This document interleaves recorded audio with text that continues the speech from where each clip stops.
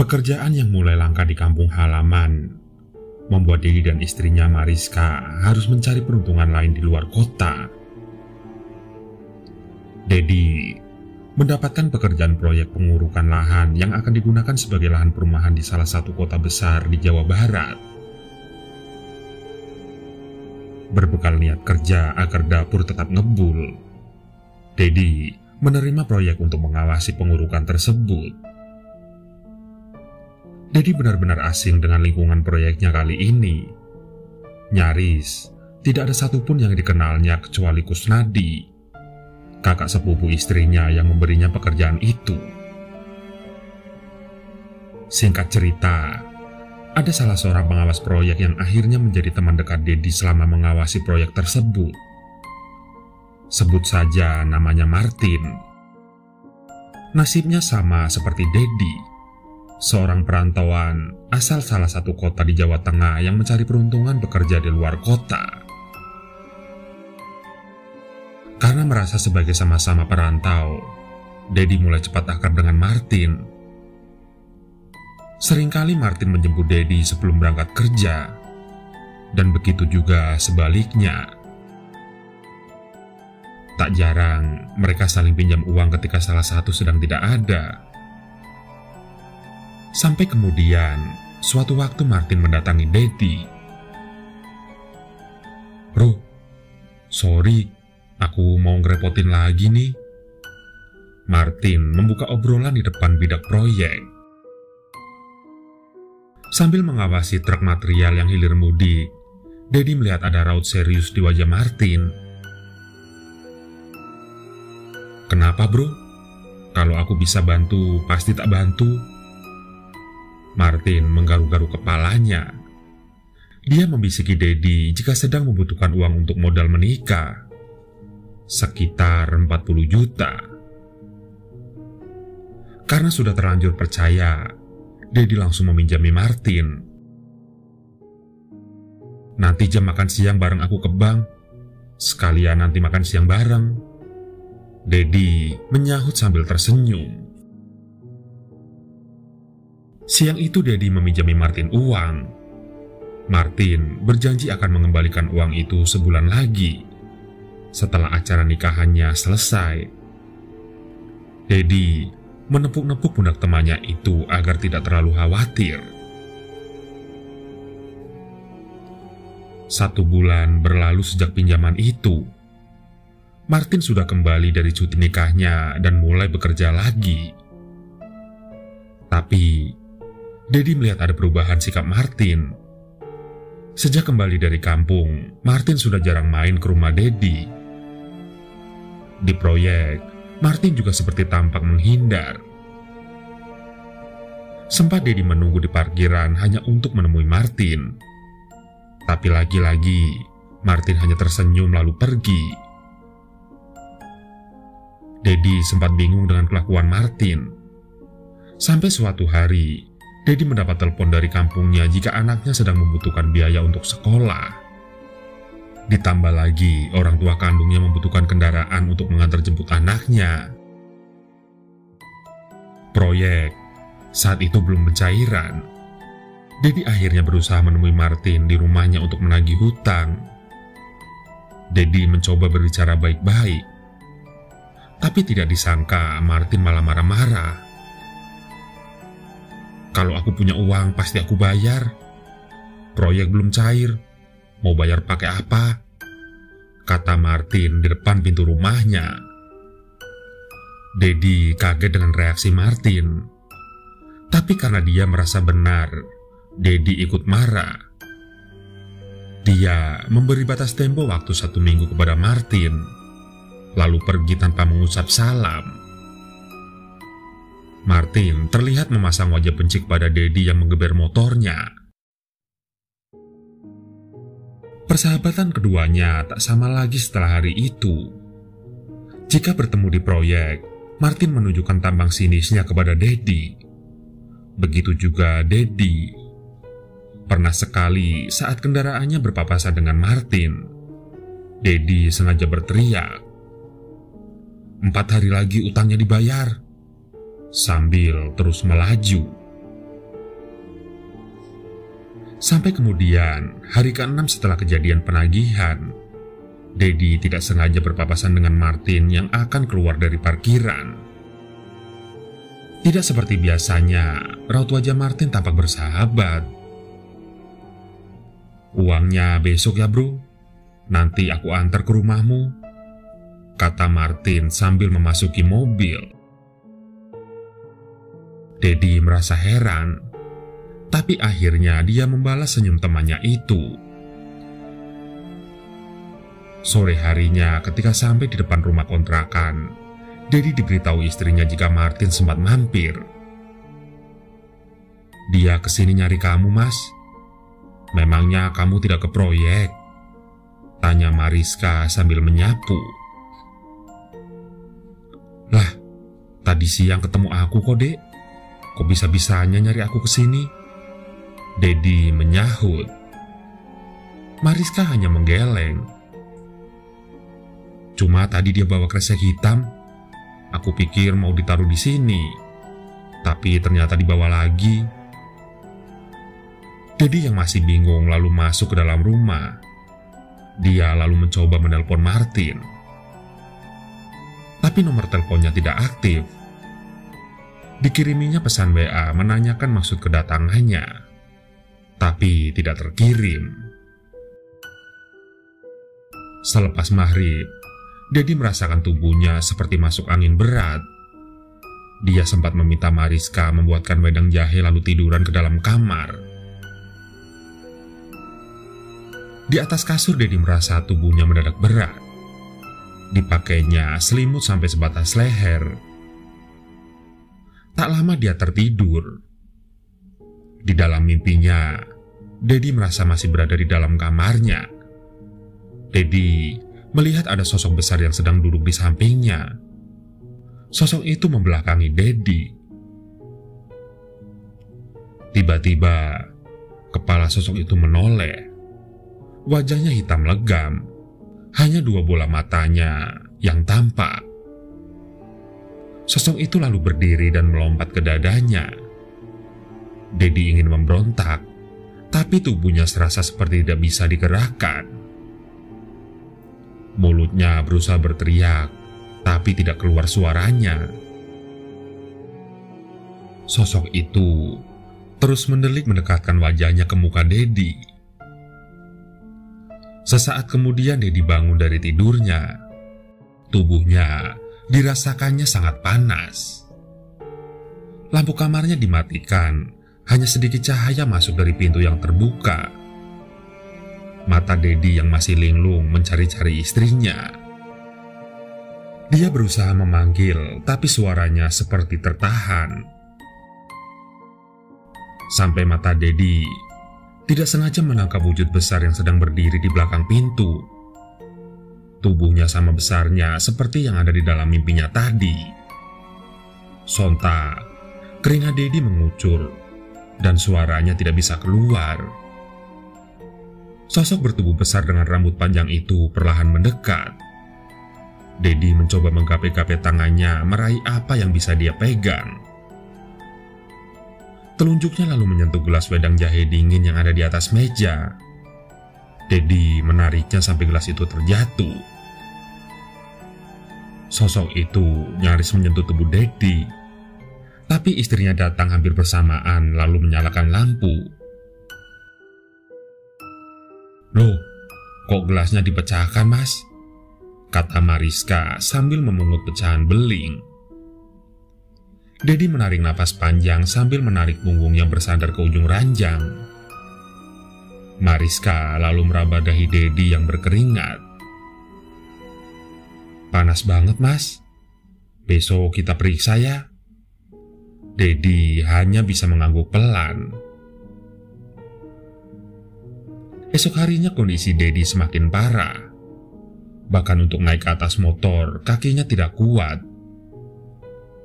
Akhirnya, Mariska meminta bantuan tetangga kontrakan untuk mengantar. Di klinik, dokter mendiagnosa kalau Dedi terkena tipes dan diminta untuk rawat inap. Tapi Dedi tidak mau. Dia memilih beristirahat di rumah. Karena sejak masuk ke area klinik, Dedi melihat banyak pasien-pasien yang tampak berdiri pucat. Beberapa dilihatnya memiliki luka menganga di bagian tubuhnya. Tapi mereka tetap berdiri dengan tatapan yang kosong. "Aku istirahat di rumah saja, Dek. Nanti mintakan surat saja ke dokter," Dedi memberitahu istrinya dengan suara yang serak. Akhirnya Dedi dirawat inap di rumah. Mariska mencoba menghubungi Martin, tapi lagi-lagi ponselnya tidak aktif.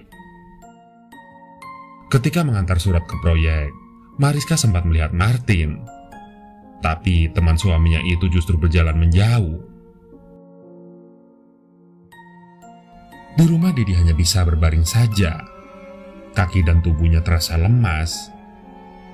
Mariska yang masih mengantar surat ke proyek belum kembali. Sampai menjelang maghrib, hujan tiba-tiba turun dengan derasnya. Jam menunjukkan pukul 5:30 sore.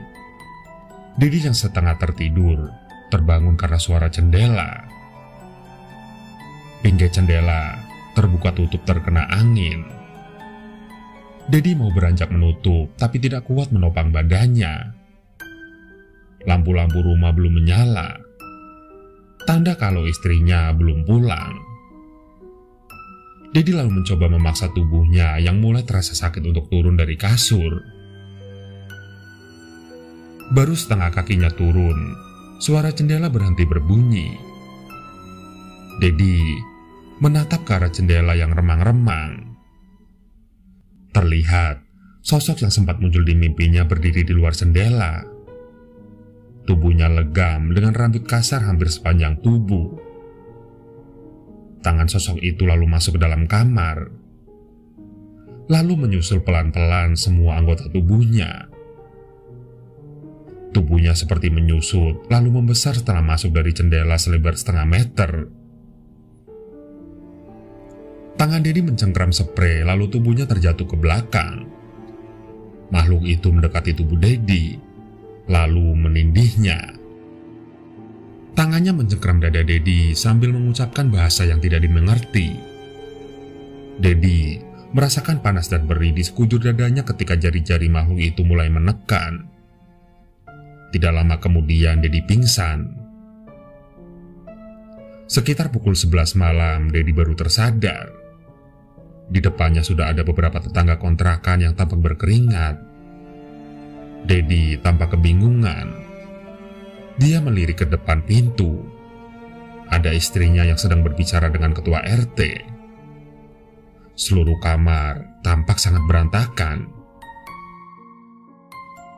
"Sudah bangun dia, Bu?" kata Effendi, tetangga kontrakan setelah melihat Dedi membuka mata.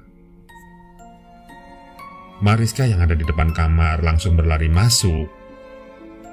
Dedi ingin mengatakan sesuatu tapi suaranya hanya keluar kecil dan serak. Mariska lalu menyodorkan gelas kecil berisi air putih. Setelah tetangga mulai pulang satu persatu, Mariska yang tampak sebab matanya menceritakan jika Dedi sempat kesurupan. Semua barang di kamar dibanting. Karena tetangga sebelah mendengar suara berisik, dia lalu berusaha masuk ke dalam rumah. Begitu sampai kamar, tetangga itu hanya melihat kegelapan. Lalu tiba-tiba dia disergap oleh Dedi yang langsung berusaha mencekiknya. Tetangga itu langsung berteriak-teriak dan mengundang tetangga lainnya untuk masuk.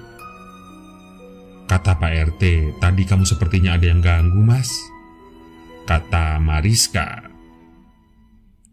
Dedi hanya menggeleng lemah menanggapi cerita istrinya.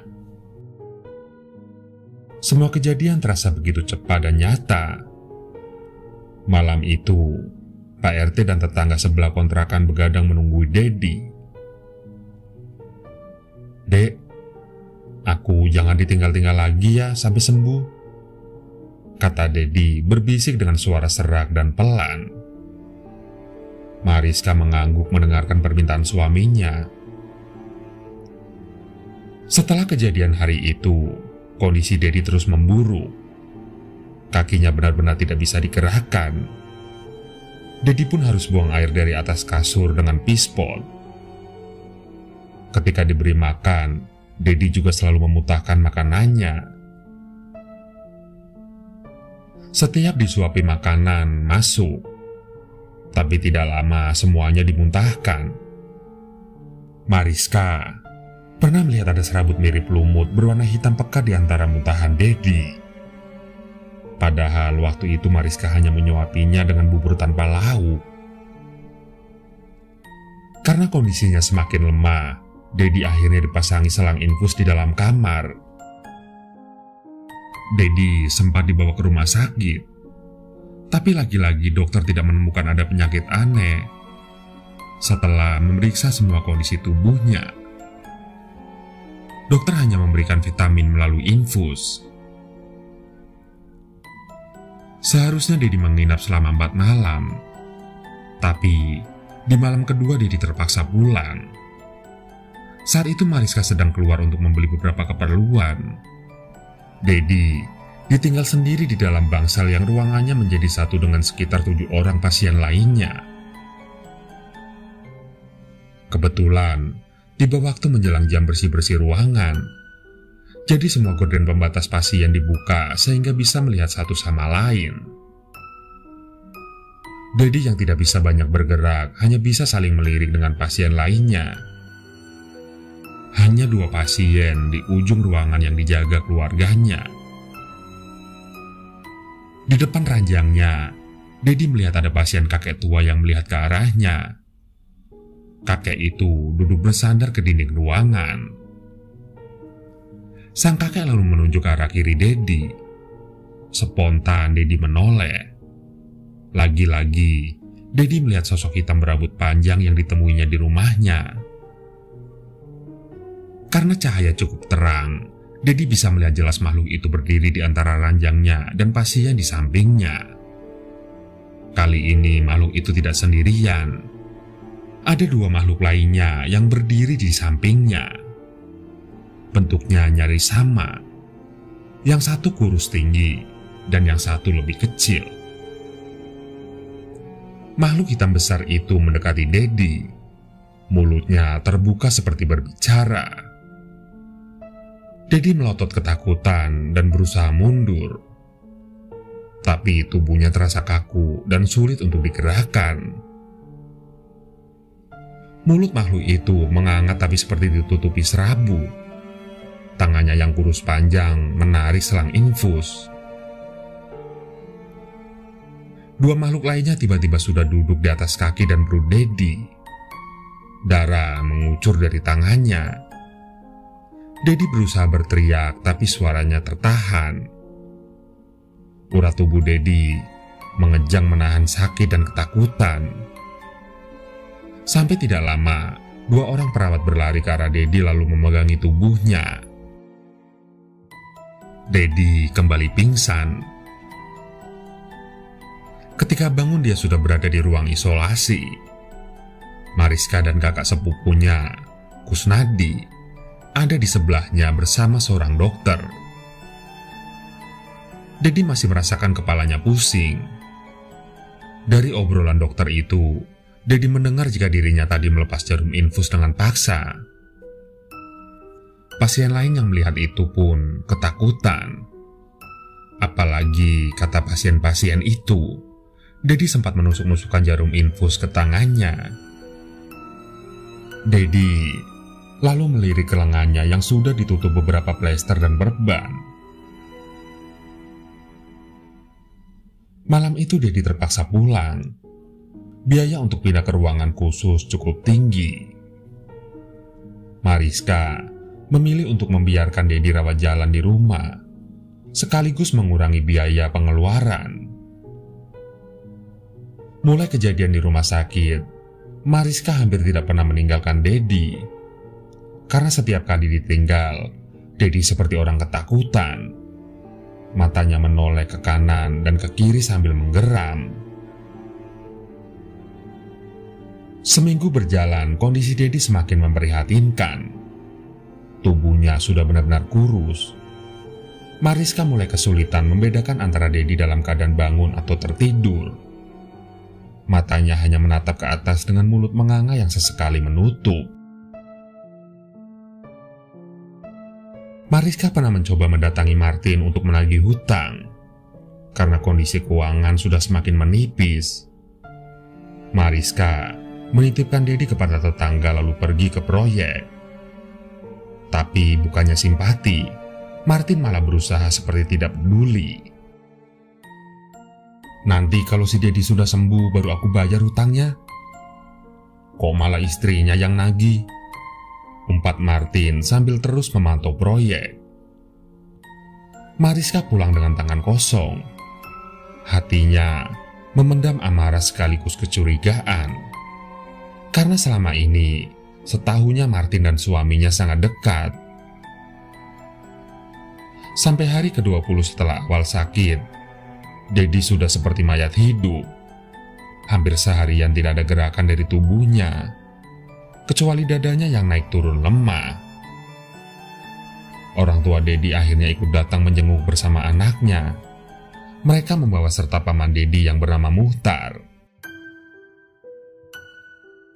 Begitu datang melihat kondisi Dedi, Muhtar, yang di kampung kelahiran Dedi sering mengobati orang-orang sakit dengan cara alternatif, langsung membuang ludah. Dia lalu mengambil wudhu dan melakukan sholat hajat. Selepasnya Muhtar mengumpulkan orang tua Dedi dan Mariska. Di dalam kamar, gantian orang tua Mariska yang menjaga Dedi. "Kang Mas, Mbak, Mariska, Dedi sepertinya kena gangguan parah," kata Muhtar kepada 3 orang di depannya. "Obati sebisa Muhtar, saya nurut," jawab Bapak Dedi pasrah. Mariska dan Ibu Dedi juga sependapat. Akhirnya malam itu juga, Mariska diminta mengumumkan jika Dedi dalam kondisi sakaratul maut. Semua orang yang mengenal Dedi, terutama teman-teman proyek, dikabari agar berkenan datang ke rumahnya. 15 menit setelah kabar itu disampaikan, satu persatu orang datang. Tidak sampai 1 jam, sudah ada 30-an orang yang memenuhi rumah kontrakan Dedi. Sebagian besar teman proyeknya. Di antara orang-orang itu, Mariska melihat Martin yang datang dengan baju koko. Martin terlihat penasaran melihat kondisi Dedi. Kepalanya menjumbul dari sela-sela tamu yang memenuhi kamar. Tubuh Dedi sendiri sudah ditutup kain jarik oleh Muhtar. Di samping-sampingnya juga ditutupi kain jarik yang dibentangkan. Jadi mereka yang datang tidak bisa melihat dengan jelas. Setelah semua tamu berkumpul, Muhtar mengajak mereka untuk berdoa bersama di ruang tengah. Masing-masing tamu diberi segelas air putih yang kata Muhtar digunakan untuk menampung doa. Para tamu sempat bingung, tapi Muhtar beralasan jika itu sudah menjadi adat di desa Dedi. 30 menit setelah berdoa, tamu-tamu akhirnya mulai pulang. Muhtar menyuruh Ibu Dedi mengumpulkan air-air itu ke wadah baskom. Martin pulang bersama orang-orang itu. Berulang kali, dia terlihat mencuri-curi pandang ke arah kain yang menutupi tubuh Dedi. Selepas semua tamu pulang, Muhtar memanggil ayah Dedi untuk menemaninya masuk ke dalam kamar. Air yang sudah diwadahi baskom dibawa masuk ke dalam. Muhtar lalu mematikan lampu kamar. 2 batang lilin yang dibawanya di saku dinyalakan di meja samping kasur Dedi. Muhtar kemudian tampak mulai berdoa. Ayah Dedi menemani di sampingnya sambil menunggu perintah dari Muhtar. Cahaya 2 batang lilin menerangi seperempat ruangan kamar. Muhtar berdoa cukup lama. Ayah Dedi beberapa kali menguap saking lamanya menunggu. Mata ayah Dedi nyaris terpejam ketika dia menyadari ternyata ada sesosok makhluk bertubuh besar yang sudah duduk di atas kasur. Sosok itu seperti sedang menunggui tubuh Dedi. Ayah Dedi mulai merasa tidak nyaman. Di sampingnya Muhtar masih menunduk sambil membuka telapak tangan. Sosok itu tidak bergerak, tapi terasa sekali aura kamar menjadi lebih pekat ketika sosok itu muncul. Ayah Dedi tidak bisa melihat jelas wajah makhluk itu, tapi yang jelas kepalanya terlihat lebih besar dari ukuran manusia normal, dengan rambut mirip ijuk yang panjang. Kain jarik yang dibentangkan menutupi tubuh Dedi tiba-tiba seperti bergerak dari dalam. Muhtar tiba-tiba menghentikan doanya. "Baskomnya mas, bawa ke sini," kata Muhtar. Ayah Dedi lalu mengangkat baskom yang ada di sampingnya. Muhtar menjibakkan kain yang sebelumnya menutupi Dedi yang sedang terbaring. Ayah Dedi hampir berteriak menjatuhkan baskom. Muhtar buru-buru mengambil baskom itu. Ayah Dedi melihat seekor ular sedang melilit perut anaknya. Di atasnya ada seekor buaya yang sedang mencakar dada Dedi. Wajah Dedi menganga kosong. Tidak menunggu lama, Muhtar langsung menyiramkan air dari baskom itu ke tubuh Dedi. Begitu air menyentuh tubuh Dedi, sosok ular dan buaya yang tadinya membekap tubuh Dedi langsung mengendur. Ular melepaskan lilitannya lalu mengejang kaku. Begitu juga buaya yang bergulung menjauhi tubuh Dedi. Sosok hitam yang tadinya hanya duduk, mendadak berdiri dan memunguti dua hewan itu. Dia tampak marah dan mendekati Muhtar. Dengan cekatan, Muhtar mendahului mendorong sosok itu sampai terpental ke belakang. Sosok itu mengeluarkan bahasa-bahasa yang tidak bisa diartikan. Muhtar terlihat seperti tidak mendengarkan kompromi.